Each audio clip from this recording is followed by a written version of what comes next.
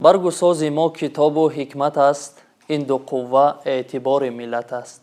салом бинандагони иззатманд, нашри навбатии барномаи Аниси кунҷи танҳоӣ меҳмони хонадони шумост ва имрӯз мо гурӯҳи эҷодӣ дар китобхонаи марказии шаҳри Ҳисор қарор дорем ва як суҳбати хосе дорем бо ғолиби озмуни ҷумҳуриявии фуруғи субҳи донои китоб аст, Нодира Наимова. дуруд ба шумо, Нодира. Ассалом. Шуморо ба барнома хушомадед мегӯем. Раҳмат. Нодира боно, биёед худатонро хубтар муаррифӣ кунед. Ман фикр мекунам ки бисёре аз кӯдакон наврасон шуморо мешиносанд, вале шояд нафароне бошанд ки он қадар ба шумо ошно нестанд. Аз ин хотир худатонро хубтар муаррифӣ кунед. Ман Наимова Нодира, хонандаи синфи чоруми муассисаи таҳсилоти миёнаи умумӣ рақами 34 шаҳри Ҳисор мебошам. аҳсан ба шумо. Нодира боно, хуб, чӣ гуна ки мо иттилоъ дорем, шумо аз рӯи номинатсияи адабиёти классикӣ дар даври ниҳоии озмуни ҷумҳуриявии фуруғи субҳи донои китоб ба сазовори ҷойи аввал гаштед. ҳамин хел? Бале. хуб, барои чӣ маҳз шумо ин номинатсияро интихоб кардед? барои он ки ман соли аввал аз рӯи номинатсияи адабиёти классикӣ адабиёти бачагона иштидо кардам ва сазовори ҷой нагардидам. Ва соли дуюм аз рӯи номинатсияи адабиёти классикӣ омадам ва сазовори ҷой гардидам. аҳсан ба шумо, яъне шумо дар соли дуюм тавонистед ки ғолибиятро ба даст биёред, ҳамин хел? соли аввал хурд будам, низомнома шеърҳоро аз бар накарда будам. яъне шумо он қадар омодагии ҷиддӣ надида будед ва талош кардед дар соли қаблӣ, яъне соли 2024 сазовори ҷойи намоён гардид, ҳамин хел? Бале. аҳсан мегӯем ба шумо, Нодира бону, ва воқеан ҳам ҳар нафаре ки айни ҳол мо шуморо тамошо карда истодааст, чун шумо ғолиби озмун ҳастед, мехоҳад ки аз забони шумо як шеър шунавад. нахуст биёед як шеъри ватандӯстона барои мо қироат кунед. ватан сар мешавад аз гаҳвора, зи шири поку аз пистони модар.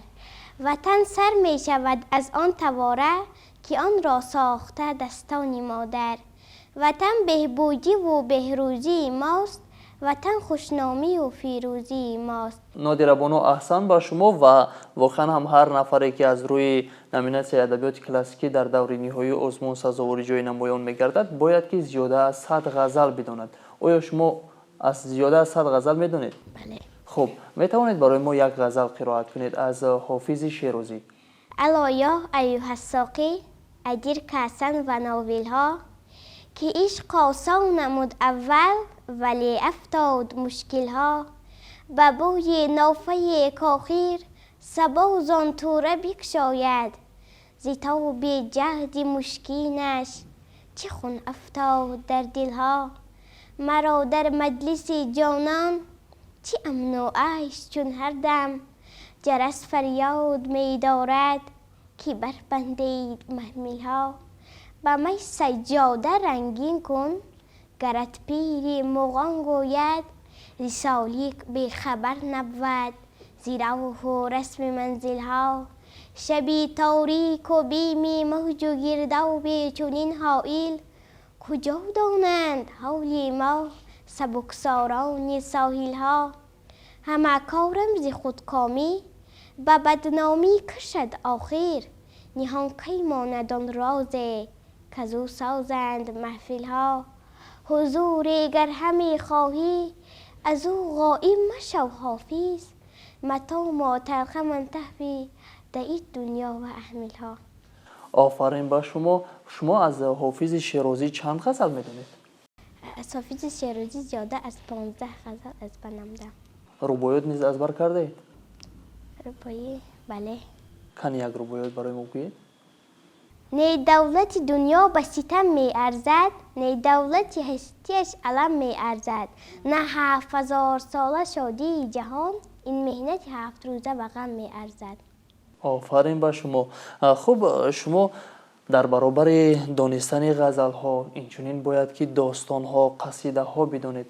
масалан, достон зиёда аз 150 байт ва инчунин қасидаҳо ки зиёда аз 100 байт аст. шумо оё медонед? Бале. хуб, чӣ қадар қасида зиёд кардаед ва аз кадом шоирон?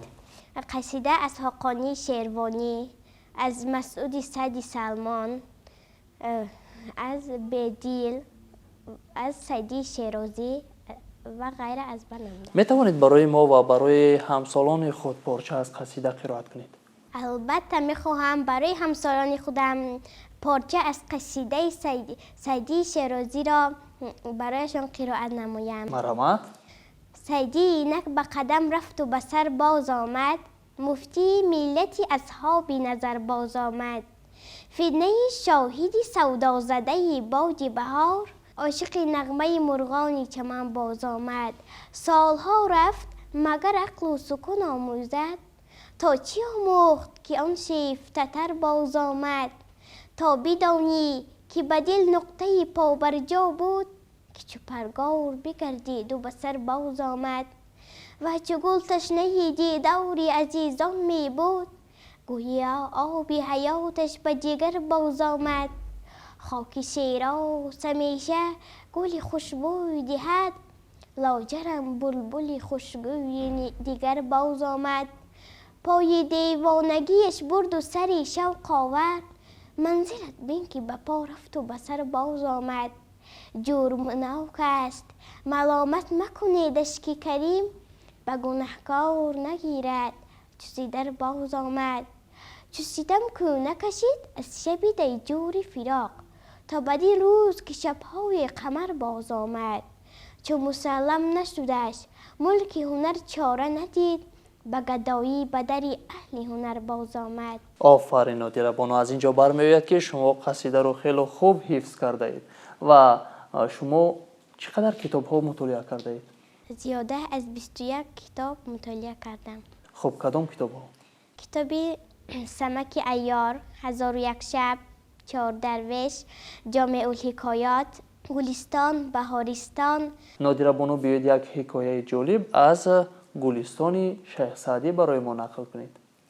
نوشیروانی عادل را در شکارگاه سید کباب کردند و نمک نبود. غلامی بر روستا رفت تا نمک آرد. نوشیروانی عادل گفت نمک به قیمت بستان، تا رسم نشود بده خراب نگردد. گفت از این چه خلل آید؟ گفتند بنیاد ظلم در جهان اندک بوده است، هر که آمد بر وی مزید کرد تا بر این غایت رسید. اگر ز باغ رعیت ملی خورد سیب، برآورند غلامان او درخت از بیخ. به 5 بیضه که سلطان ستم روا دانند، زنند لشکریانش 1000 مرغ به سیخ. آفرین به شما. احسن. در حقیقت هم چنین است. شما برای ما می توانید که از دیگر نوع‌های شعری قرائت کنید؟ من میخواهم مسدس از سپندی سمرقندی برای همسالان خودم قرائت نمایم. خب پس ما گوش میکنیم. حیرانی رخ منورت من، آشفته زلف عنبرت من، رسوای دو چشم کافرت من، شیدایی لعل شکرت من.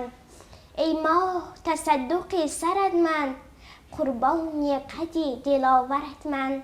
ای قد تو سروی بوستانم، طرز نگهت بالای جانم. ابروی مصورت کمانم، میزگان تو ناوک سینانم. تو پاچه و چاکرت من، پیوسته ملازم درت من. آنها که به صحبت تو هستند، از جام کرشمه تو مستند. نظاره کنان تو را نیستند، چشم از رخ دیگران ببستند. گفتند تصدقی سرت من، قربان نگاه دلبرت من. نور ز شمع روی تو بس، بر هر سری بیت این مسدس.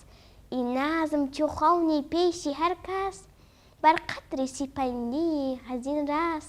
هرچند که دور از درت من، سرگشته چو کاکلی سرت من.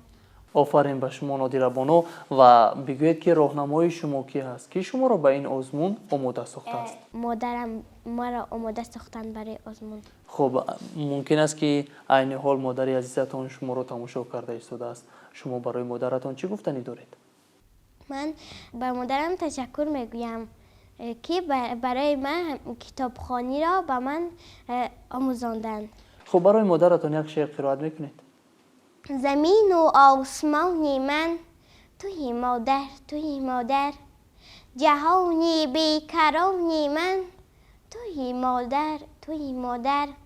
در این دنیا که بیرحمی و بیمهری است بنیادش، یگانه مهربانی من توی مادر توی مادر.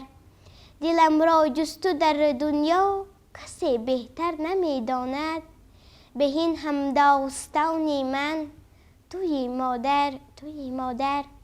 زیرویت نور میبارد بر روی زندگانیم، چراغ دودمانی من توی مادر توی مادر. زبانی مردمی آموختی نه درس سر و نه، هم استاد زبانی من توی مادر توی مادر. گرم شاعر نمیزادی کجا من شعر میگفتم، غزلهای روانی من توی مادر توی مادر. سرودی اولینی من، سرودی آخرینی من، سرودی جاویدانی من توی مادر توی مادر. احسان با شما. و برای مادرتون اینقدر با شعر توصیف کردین و برای پدرتون یکون شعر نمیخونید، یکون سخن نمیگید؟ چه محبوبی چه جانانی پدر جان، گلی عشق دل جانی پدر جان. با چشم من زی هر چیزی که گویند، چه خوب است این به از آنی پدر جان. آفرین با شما نادیره بانو. و به همه آن نفرانی که این حال ما و شما رو تماشا کرده ایستادند چی گفتنی دارید و شاید همسالان شما باشند؟ به همسالان خودم توصیه می‌دهم که بسیارتر کتاب خوانند و به چنین آزمون‌ها آمده اشتراک نمایند. کتاب والاترین گنجینه انسانیت است. آن دستور و راهنمای بی‌غرض و خردگستر است که همگان را به پندار و رفتار و کردار نیک هدایت می‌سازد و جاده‌های زندگی را منور می‌کند. کتاب اهل بشر را از جهالت ایمن می‌دارد. آن تاریکی را محو بنموده روشنی می‌آفرد. از اینجاست که فرموده اند به کتاب ای دوستان، بنیاد ما ناروشن است، تیره و تاریک همچون خانه بیروزن است. احسن میگیم با شما نادیره بانو و بار دیگر شما رو ما با برنامه خوش آمدید میگیم. رحمت. بینندگان عزتمند یادرس میشویم که هم صحبت ما بودن نادیره بانو نائیمова غالب آزمون جمهوریوی فروغ صبح دانایی کتاب است از روی نامیناسیون ادبیات کلاسیکی. ما اکنون در اینجا میرسیم به فرجام صحبت. تا دیدار نوبتی تنصیحت و پیروز باشید و اگر شما نیز میخواهید در این برنامه اشتراک کنید پس با رقم های زیرین تماس بگیرید 881 81 39 39. ما شما را انتظاریم.